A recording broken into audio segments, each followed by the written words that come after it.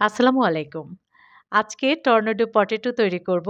দেখতে খুবই সুন্দর, বাচ্চারা ভীষণ পছন্দ করবে। আর দেখাবো একদম সহজভাবে এই ডিজাইনটা কিন্তু বাইরে মেশিনে তৈরি করে।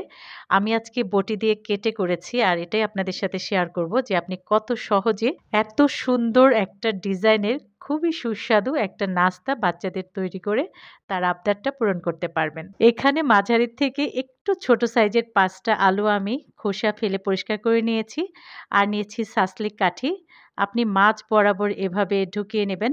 দেখেন আমি কিভাবে দিচ্ছি। খুবই সহজভাবে ঢুকে যাবে। আলুটা মিডিয়াম নিবেন আর এই সাসলিক কাঠিটা যেকোনো কোকারিজের দোকানে আপনি পেয়ে যাবেন। এবার আমি দেখাবো বটি দিয়ে কিভাবে আপনি কেটে নিবেন। এভাবে একটু ১ম ঘোরাতে হবে আর ডিপটা করতে হবে কিন্তু একদম কাঠি পর্যন্ত। কারণ এটা কিন্তু কখনোই কেটে পড়ে যাবে না যেহেতু ভিতরে কাঠি আছে। তারপর হাত দিয়ে টেনে এভাবে ছড়িয়ে নিতে হবে পুরোটা কাটার পরে।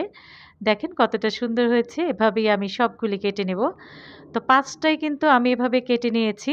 আলুটা কেটে নেওয়ার পর কোনো মসলা বা লবণ এতে মাখাতে হবে না। আমি একটা মসলা তৈরি করে দেখাচ্ছি। ২ চা চামচ নিয়ে নিবেন মরিচের গুঁড়া আর স্বাদ মতো লবণ। যদি বিট লবণ থাকে সামান্য একটু বিট লবণও দিতে পারেন। তারপর খুব ভালো করে মিক্স করে নিতে হবে। টর্নেডো পটেটো ভেজে নেওয়ার পরে এই লবণ আর মরিচটা উপর দিয়ে ছিটিয়ে দিলে দেখতেও সুন্দর লাগবে, খেতেও ভীষণ ভালো লাগবে। তো আমার মনে হয়েছিল আরেকটু লবণ লাগবে। আর লাগবে টমেটো কেচাপ। তাহলেই হয়ে যাবে। এবার ভেজে নেওয়ার পালা। একটা প্যানে আমি পরিমাণ মতো তেল দিয়ে মিডিয়াম গরম করে নিয়েছি। ১ম এই দুটো ভেজে দেখাবো আর সাইড থেকে এভাবে একটু তেলটা ভেতরের দিকে দিয়ে দিবেন। তাহলে মুচমুচে হবে খুব সুন্দর আর ভেতর থেকেও কালারটা হবে।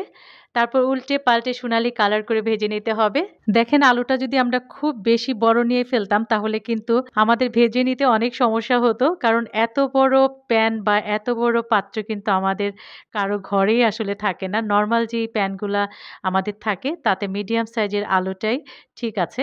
তো মিডিয়াম সাইজের আলু দিয়েই তৈরি করবেন। আর যারা বাইরে তৈরি করে তারা তো অনেক বড় কড়াই বা প্যানে ভাজে। আর অনেক বেশি করে একদম ডুবো তেলে ভাজে। এজন্য বাইরে এটা অনেক বড় আলু দিয়ে তৈরি করতে পারে। তো আমার এই দুটো কিন্তু হয়ে গেছে। আমি ডেকোরেশন করে দেখাচ্ছি গরম, গরম পরিবেশনের জন্য। কাঠি ধরে ঘুরিয়ে ফিরে ভেতর পর্যন্ত লবণ মরিচটা দিয়ে দিতে হবে পরিমাণ মতো। আর দিতে হবে টমেটো কেচাপ।